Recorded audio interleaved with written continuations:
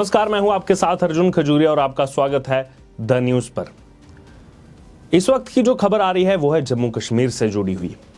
जम्मू कश्मीर की पूर्व मुख्यमंत्री और पीडीपी प्रमुख महबूबा मुफ्ती ने रविवार को बेंगलुरु में यह ऐलान किया है कि जब तक जम्मू कश्मीर में आर्टिकल 370 बहाल नहीं हो जाता, अनुच्छेद 370 जब तक बहाल नहीं हो जाता, वह विधानसभा चुनाव नहीं लड़ेंगी। आगे उन्होंने एक और चीज जोड़ दिया लेकिन कि उनकी पार्टी चुनाव में अपने उम्मीदवार जरूर उतारेगी। तो यहां पर इशारा तो दो तरफ है। पहला ये, खुद नहीं लड़ेंगी लेकिन पार्टी के सभी उम्मीदवार चुनाव लड़ेंगे। क्या उनको डर है कि वो हार जाएंगी जिस भी विधानसभा क्षेत्र से लड़ेंगी? क्योंकि जो स्टेटमेंट दी है ये तो यही दर्शाता है पीडीपी चुनाव लड़ेगी, सभी उम्मीदवार उतारे जाएंगे लेकिन महबूबा मुफ्ती चुनाव नहीं लड़ेंगी। क्या उनको अंदर से इंट्यूशंस मिल चुके हैं कि उनकी हार लगभग तय है?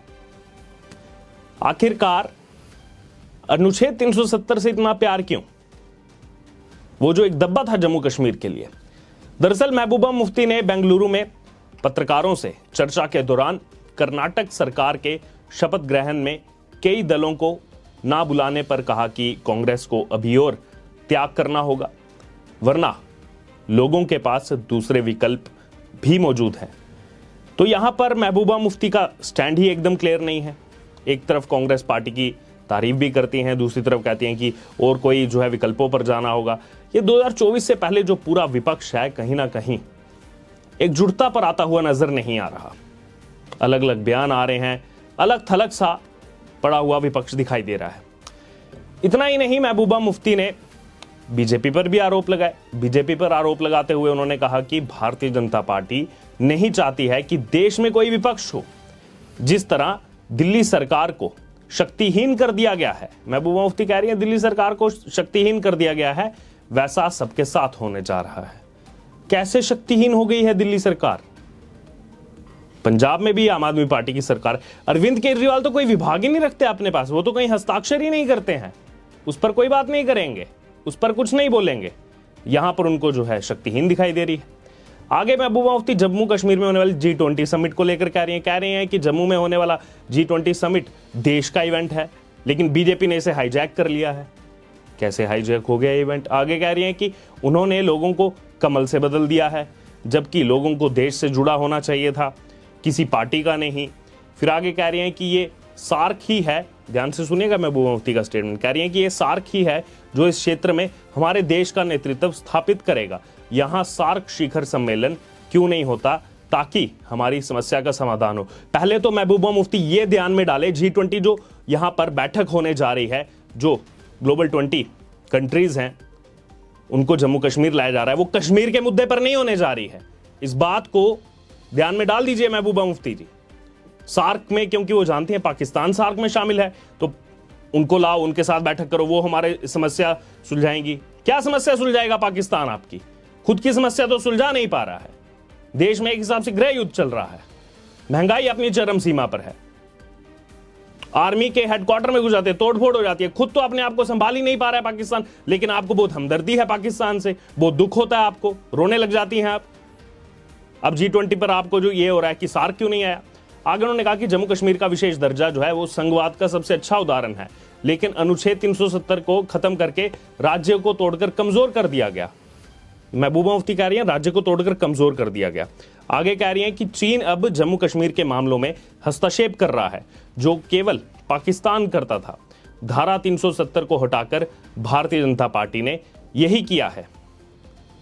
हमारे राज्य में, आगे उन्होंने कहा, हमारे राज्य में सबसे ज्यादा सेना है, जहां सुरक्षा के नाम पर हर रोज उत्पीड़न और तलाशी हो रही है। तो क्या सुरक्षा बलों को इतनी भी जो है यहां पर छूट नहीं है किसी की तलाशी ले सके? आपको क्यों इतनी पीड़ा हो रही है अगर हमारे सुरक्षा बल जो है वहां तलाशी ले रहे हैं? आज भी जो है एक G20 समिट से पहले, बैठक से पहले एक कुख्यात आतंकवादी पकड़ा गया है। क्यों आपको दर्द है इतना? क्यों हमदर्दी है इतनी?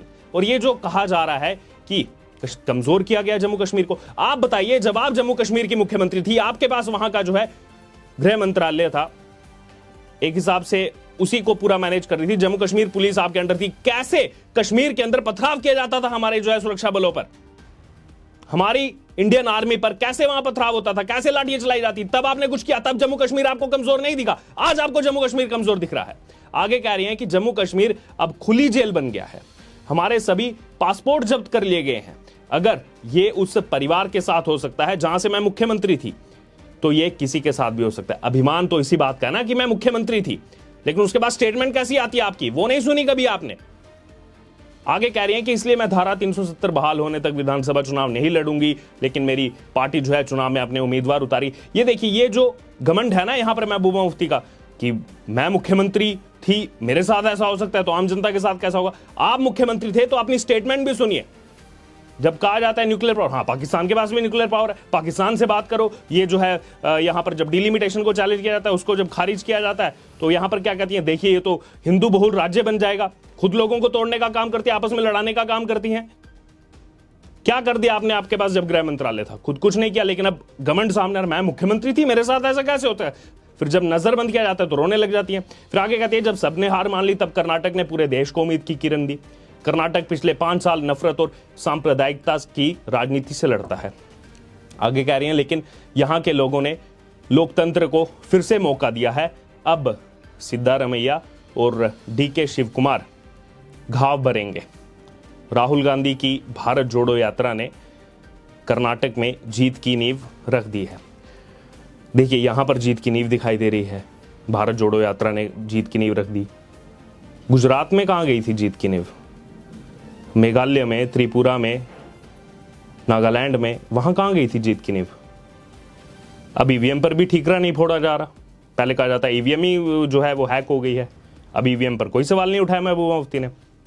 आगे कह रही हैं कि कांग्रेस ने कई विपक्षी दलों को शपथ ग्रहण समारोह में नहीं बुलाया, कांग्रेस को और सैक्रिफाइस करना चाहिए, नहीं तो लोगों के पास दूसरे विकल्प भी हैं। अब कौन से विकल्प हैं वो लोगों के पास, खुद ही महबूबा मुफ्ती बता दे तो बेहतर रहेगा। खुद तो चुनाव लड़ नहीं रही हैं, कह रही हैं। आगे कह रही है क्योंकि भारत के विचारों को जिंदा रखने के लिए अन्य दलों की तुलना में कांग्रेस पर सबसे बड़ी जिम्मेदारी है। देखिए ये जो नहीं बुलाया गया कांग्रेस की तरफ से कर्नाटक शपथ ग्रहण समारोह में, केजरीवाल को नहीं बुलाया गया और कुछ विपक्षी नेताओं को नहीं बुलाया गया, ये दिखाता है कि विपक्ष एकजुट नहीं है।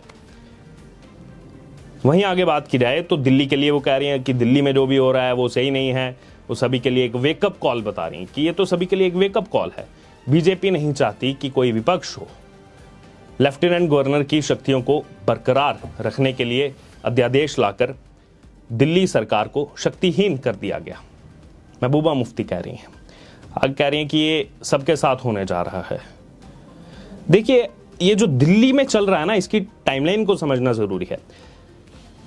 सुप्रीम कोर्ट इजाजत देती है दिल्ली सरकार को पोस्टिंग का, आनन फानन में उसी टाइम सौरभ भारद्वाज हाल ही में मंत्री बने, वो अपने जो है वहां से अधिकारी को हटाते हैं।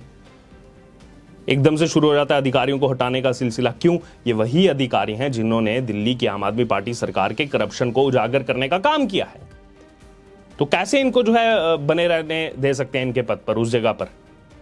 इसीलिए कहीं ना कहीं कुछ ना कुछ दाल में तो काला है। चलिए अब बात पर आते हैं महबूबा मुफ्ती की, जो कह रही है मैं तो चुनाव नहीं लड़ूंगी। आपके चुनाव लड़ने या ना लड़ने से जम्मू कश्मीर के लोगों को कोई फर्क नहीं पड़ता, क्योंकि आप भी जानती हैं कि अब आपकी जम्मू कश्मीर की पॉलिटिक्स में कितनी जगह रह गई है। जिस पाकिस्तान के नाम पर उछलती रहती थी महबूबा मुफ्ती, अभी भी कहीं ना कहीं दिमाग में वही है। सार्क G20 को लेकर कुछ नहीं, G20 में कश्मीर के मुद्दे पर बात नहीं होने जा रही है। पूरी दुनिया में कैसे इकॉनमी पूरी दुनिया के आगे, उस पर बात, लेकिन ये उससे बाहर ही नहीं निकलते हैं।